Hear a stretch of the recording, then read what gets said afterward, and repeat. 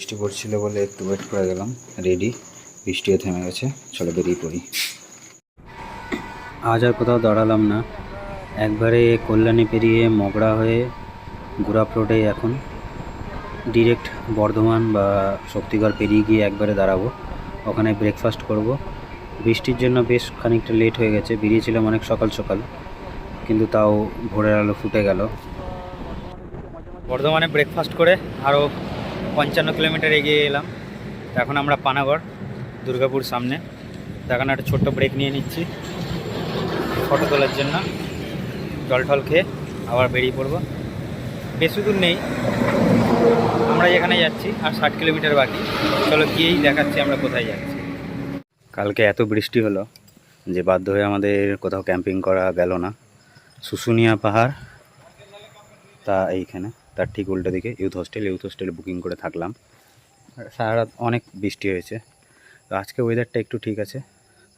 তো প্যাকিং করে ফেলেছি, দাদার গাড়িতে লোড হচ্ছে। তো বেরিয়ে আজকে মুকুটমণিপুরের দিকে যাব। ইচ্ছা আছে সুতান ফরেস্টের ভেতরে সুতান ফরেস্ট ক্যাম্পে ক্যাম্পিং করার। তো দেখা যাক ওয়েদার কি সাথ দেয়।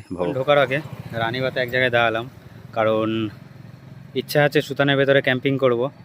তো ক্যাম্পিং তো করবো, মাগার ক্যাম্পের নিচে পাতার মতো কোনো প্লাস্টিক ছিল না, তাই সুতানে এই দাদার দোকানে রেখা হার্ডওয়্যারে দাঁড়িয়ে এই 300 টাকায় একটা তিরপল কিনে নিলাম। তার সুতানের আগে কোনো বাজার পাবো না, দেখি ডিম চিকেন টিকেন কিছু নিলে এখান থেকেই নিয়ে নিই, তারপরে ভেতরে যাওয়া যাবে। 180 টাকা কিলো চাল শুদ্ধ মাংস নিয়ে নিলাম, 500-600 গ্রাম মতো। তো যেহেতু ওখানে আর কোনো মার্কেট পাবো না, আর বাকি ডিম টিম যা লাগবে ওগুলো নিয়ে নিই। বাকি কাঁচা সবজি তো বাড়ি থেকে আনা হয়েছে। সুতান ঢোকার আগে আর একবার দাঁড়ালাম, কোথাও জল পাচ্ছিলাম, শেষে এখানে চারতলের জল পেলাম। তো রানীবাঁধ যাওয়ার পথে বাঁদিকে ঢুকে গেলাম সুতান ফরেস্টের ভেতর। এখান থেকে 4 কিলোমিটার বাকি।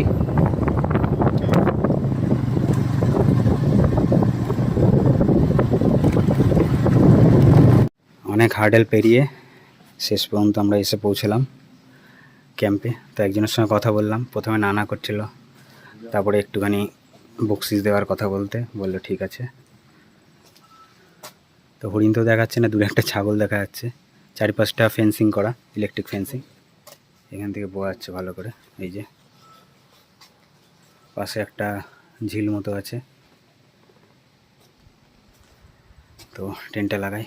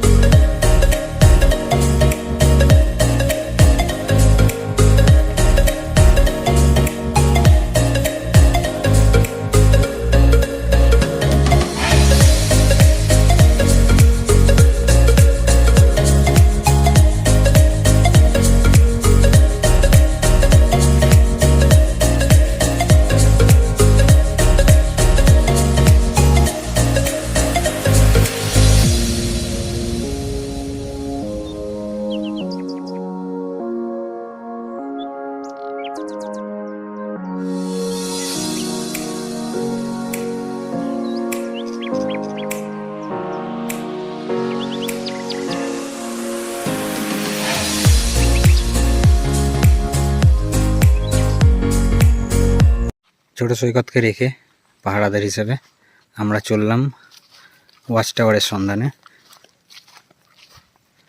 যদি ফোনে টাওয়ার পাওয়া যায় ওয়াচ টাওয়ারে গিয়ে, তো বাড়িতে একটু কন্ট্যাক্ট করা যাবে। এখান থেকে জোরে জল যাচ্ছে।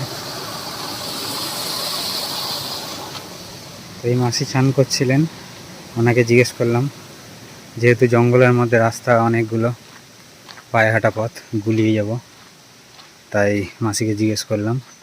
মাসি কিছুটা পথ দেখিয়ে দেওয়ার চেষ্টা করলো, দেখা যাক কতটা ঠিক ওই রাস্তা দিয়ে যাওয়া যায়। রাস্তা ক্রমশ জটিল হয়ে যাচ্ছে। এদিকে একটা রাস্তা চলে গেছে, এদিকে একটা রাস্তা চলে গেছে। এদিকে এই রাস্তাটা দিয়ে গিয়ে একটা রাস্তা গেলাম, অন্য একটা মাঠে চলে গেলাম। তো একটা নালা ঘেঁষে রাস্তা নেমেছে, জঙ্গল হয়ে গেছে। এইটা দিয়ে উঠে দেখি।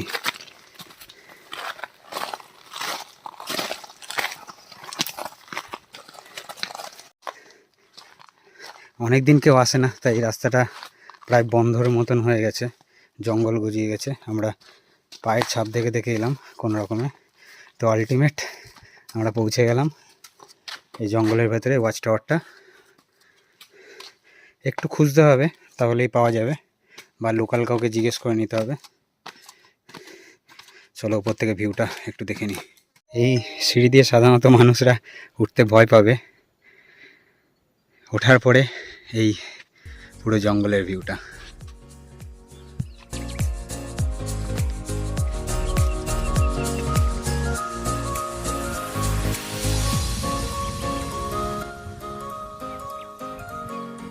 যতদূর চোখ দেয় শুধু জঙ্গল আর জঙ্গল।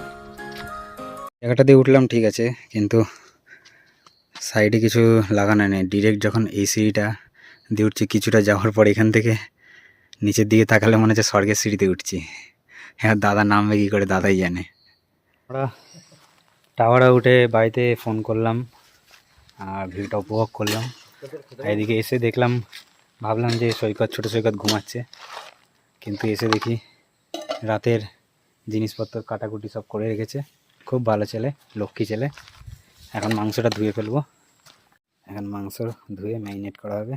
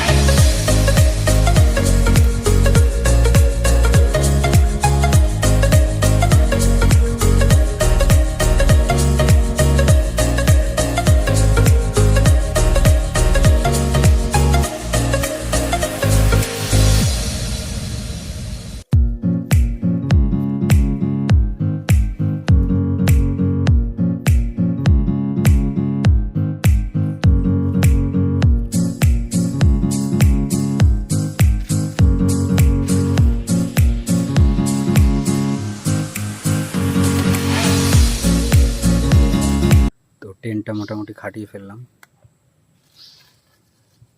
তো যারা রাতে থাকবে ওই দাদারাও এসছেন।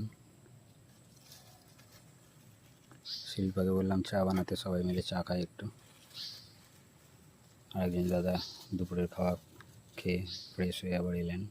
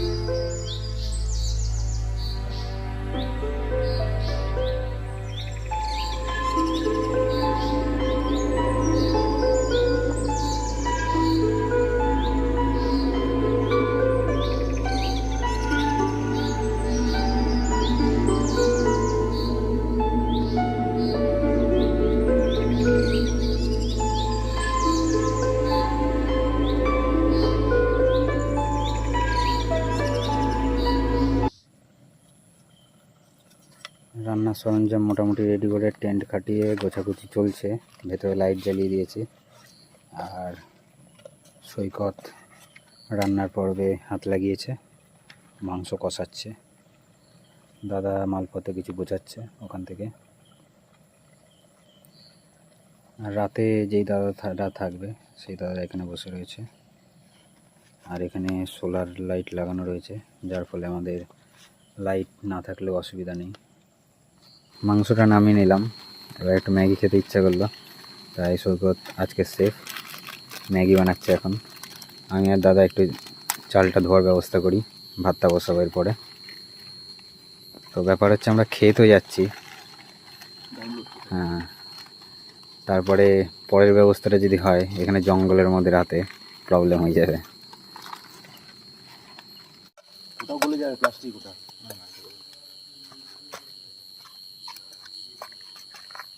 যে দাদারা আমাদের থাকার ব্যবস্থা করে দিল, তো তাদের সন্ধ্যাবেলা খাওয়ার জন্য একটু ম্যাগি, আমরাও খাবো, দাদাদের জন্য দেবো।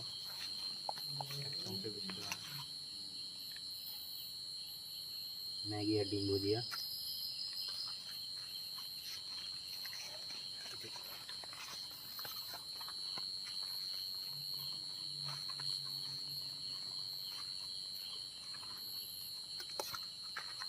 গভীরে এটা কি এইটা ওখানে, ও এটা লাগিয়ে দিয়েছে। হ্যাঁ লক করে দিয়েছি। ওখানে থাকার ব্যবস্থা আছে, ওই রকম দুজন কি তিনজন স্টাফ রয়েছে, ওরাই রান্না করে দেয়, থাকার ব্যবস্থা করে দেয়।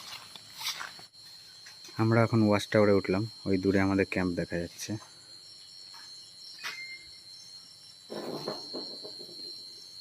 তো দাদারা ফেন্সিংটা লাগিয়ে দিয়ে গেছে ডিনার করতে। তো ওরা গরম খুব, তাই জন্য এখানেই থাকেন। তাই ওয়াচ টাওয়ার থেকে নিচে নেমে এলাম আমরা। ফেন্সিংগুলো লাগানো, এই ফেন্সিংটাও লাগানো আছে, চালু করে দিয়েছে। আমরা নিচে দিয়ে যাই।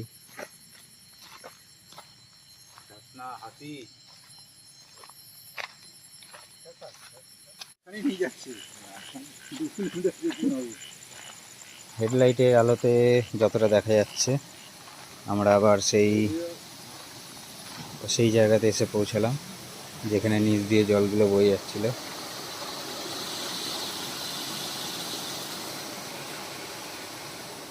এখানেও একটা সোলার লাইট দেওয়া আছে, যাওয়ার সময় দেখলাম যেটা।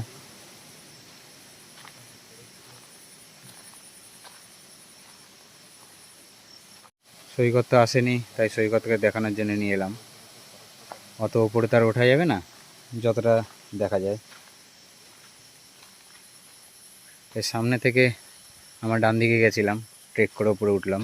আর বাঁ দিকে কিছুটা গিয়ে মাঠটা আছে, যেখানে সবাই এখানকার গ্রামের লোকরা গরু ছাগল নিয়ে চড়াতে যায়। রাতের খাওয়া মোটামুটি কমপ্লিট। এবার শয়নকক্ষ রেডি করা হচ্ছে আমাদের। আর বাইরে যা যা জিনিসপত্র ছিল মোটামুটি গুছিয়ে রাখার চেষ্টা হচ্ছে, কি বাকিটা কালকে সকালেই রেডি হবে। বাইকগুলো এখানেই থাক, আর কোনো লক করলাম না। এখন ঘড়ির কাঁটায় বাজে 1:27। 10টার দিকে ঘুমিয়েছি আমরা, 10টা সাড়ে 10টা, বেশ খানিকক্ষণ হয়েছে। তো গরমের জন্য ঘুমটা ভেঙে গেল। বাইরেটা বেরিয়ে দেখি বেশ ঠান্ডা বাইরেটা, কিন্তু টেন্টের ভেতরটা খুব গরম, শিশিরও পড়ছে। তো তাই একটু বাইরে বসি, আবার কিছুক্ষণ পর ঘুমাবো। একা এই জঙ্গলে ওয়েদারটা উপভোগ করি।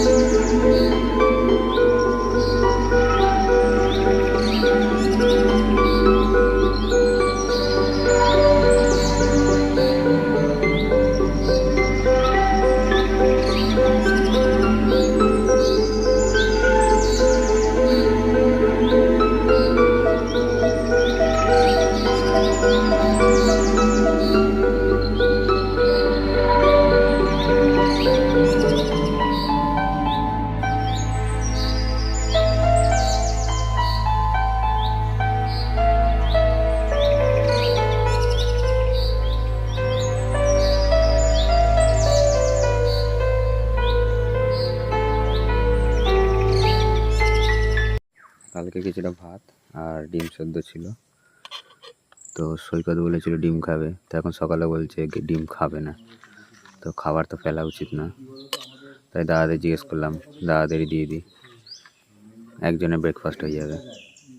আর মোটামুটি কমপ্লিট গোছানো, এইগুলো সব গাড়িতে লোড করলেই 7টার দিকে বেরিয়ে যাওয়ার ইচ্ছা আছে। ওরা এখানে ঘুরতে আসবে বা ক্যাম্পিং করতে আসবে ফার্দার, তো ওই দাদার আমি নাম্বার দিয়ে দেবো নিচে, তো তাদেরকে কন্ট্যাক্ট করে চলে আসতে পারো। আর আসার পরে একটা জিনিস খেয়াল রাখবে, দেখো আমরা কালকে এত খাবার দাবার ক্যাম্পিং করেছি, থেকেছি, কিন্তু একটা কোনো প্লাস্টিক বা কিছু এখানে পড়ে নেই। প্রপার গুছিয়ে সাইডে ডাস্টবিন দেওয়া আছে, ডাস্টবিনে ফেলেছি, জায়গাটাকে পরিষ্কার রেখেছি।